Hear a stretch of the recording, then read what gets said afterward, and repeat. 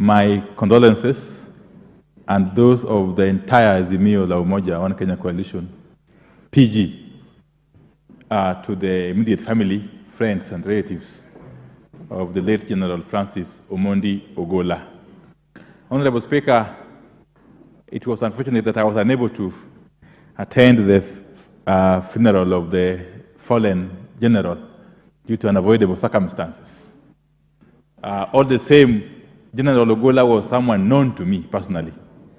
And for the time I interacted with him, he came out clearly as a person who was down to earth.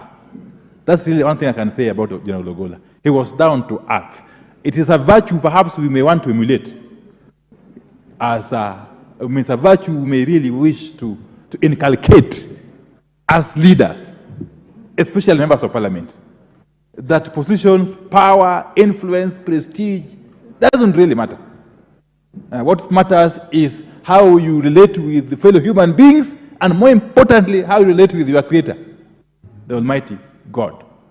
Let me also say this, that as we mourn General Ogolla, we must also not forget to mourn his 9 colleagues, fallen colleagues. One of the fallen colleagues of General Ogolla, that is Major General Benson Magondu, was married to my own constituent, Captain Brenda Okello.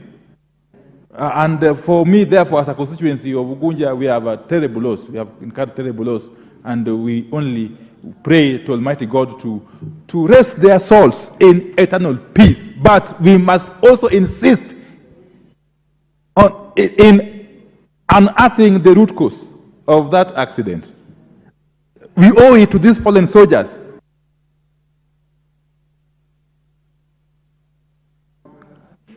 We owe it not only to the fallen soldiers, but also their families and Kenyans generally, that we do whatever it takes to establish what caused their deaths. Honorable Speaker, I am told it is not a normal occurrence for generals to just die like that. My friend Bashir here can tell you.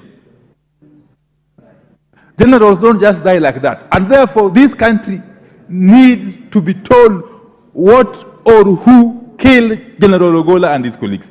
Thank you, Mr. Speaker.